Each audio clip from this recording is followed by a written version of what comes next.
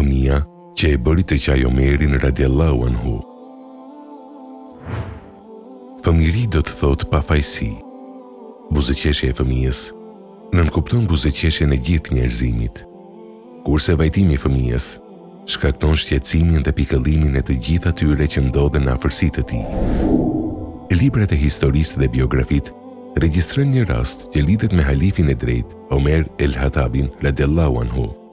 Përkatësisht thuhet se Omeri radiallahu anhu një natë në Medinë e dëgjoi vajin e një fëmije dhe u nis në drejtim të zërit. Kur erdhi tek fëmia, ju drejtua nënës së tij. I frika Allahun dhe bëju e mirë dhe e butë me fëmijën tënd. Ajo i tha se është duke u përpjekur që ta ndajë fëmijën nga ushqyerja me gjë. Ai e pyeti: "Pse po vepron kështu?" Gruaja u përgjigj: "Sepse Omeri ka përcaktuar kompensim vetëm për fëmijët që nuk ushqehen me gjë." Ai pas kësaj e pyeti: "Sa ka fëmia?"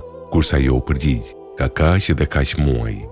Omeri ju përgjigj asaj: "Allahu të mëshiroft, mos u nxito." Të nesërmen ai u bë imam në namazin e sabahut. Aty qau aq shumë sa që njerëzit nuk po mund të dallonin leximin e tij të Kuranit. Pasi dha selam, u kthye ka njerëzit dhe tha: "Mirë për Omerin, sa shumë fëmijë musliman ka vrarë me veprimin e tij." Më pas e urdhëroi lajmëtarin, Tellalin, që ta lajmëroj qytetin: "Mos i nxitoni fëmijët tuaj, sepse kompensimi do t'i takojë çdo fëmije që ka lindur në Islam." Vaj i fëmijës e lëvizi zemrën e Omerit radiallahu anhu. Për shkak të atij vaji, halifi i drejtë dhe i guximshëm u mbytë në lot. Ai ishte i vetëdijshëm për përgjegjësinë e tij ndaj lotit të çdo fëmije.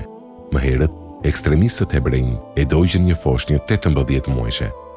A derdhi lot për shkak të vdekjes së tij ndonjë sundimtar? A u shqetësuan presidentët, mbretërit, sunduesit, kryeministrat dhe parlamentet?